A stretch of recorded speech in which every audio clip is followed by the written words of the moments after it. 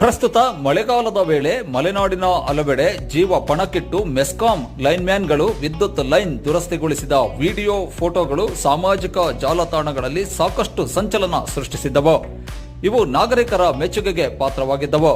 ಈ ಸಾಲಿಗೆ ಶಿವಮೊಗ್ಗ ತಾಲೂಕಿನ ಮೆಸ್ಕಾಂ ಲೈನ್ಮ್ಯಾನ್ ರಮೇಶ್ ಅವರ ಸಾಹಸ ಕಾರ್ಯವೂ ಸೇರ್ಪಡೆಯಾಗಿದೆ. ಕಳೆದ ಕೆಲ ದಿನಗಳ ಹಿಂದೆ ಬಸವನಗಂಗೂರು ಗ್ರಾಮ ವ್ಯಾಪ್ತಿಯಲ್ಲಿ ಮಳೆಗೆ ಮರವೊಂದು ಉರುಳಿ ಬಿದ್ದಿತ್ತು. ಇದರಿಂದ ಐಪಿ ಸೆಟ್ ವಿದ್ಯುತ್ ಲೈನ್ ತುಂಡರಿಸಿ ಪಕ್ಕದ ಹಳ್ಳಕ್ಕೆ ಬಿದ್ದಿತ್ತು. ಕುಂಸಿ ಮೆಸ್ಕಾಂ ಉಪವಿಭಾಗದ ಲೈನ್ಮ್ಯಾನ್ ರಮೇಶ್ ಅವರು ಹರಿಯುವ ಹಳ್ಳದಲ್ಲಿಯೇ ಈಜಿಕೊಂಡು ತೆರಳಿ ಲೈನ್ ದುರಸ್ತಿ ಪಡಿಸಿದ್ದಾರೆ. ಇದಕ್ಕೆ ಇತರೆ ಲೈನ್ಮ್ಯಾನ್ಗಳಾದ ಅಶ್ವಥ್, ಸಚಿನ್ ಅವರು ಸಾಥ್ ನೀಡಿದ್ದಾರೆ. ಈ ಮೂಲಕ ರೈತರಿಗೆ ಅನುಕೂಲ ಕಲ್ಪಿಸಿಕೊಡುವ ಕಾರ್ಯ ನಡೆಸಿದ್ದಾರೆ. ಲೈನ್ಮ್ಯಾನ್ಗಳ ಕರ್ತವ್ಯ ಪ್ರಜ್ಞೆ, ಜನಪರ ಕಾಳಜಿ ಹಾಗೂ ಸಾಹಸ ಕಾರ್ಯಕ್ಕೆ ಸ್ಥಳೀಯ ರೈತರು ಹಾಗೂ ಗ್ರಾಮಸ್ಥರು ಮೆಚ್ಚುಗೆ ವ್ಯಕ್ತಪಡಿಸಿದ್ದಾರೆ.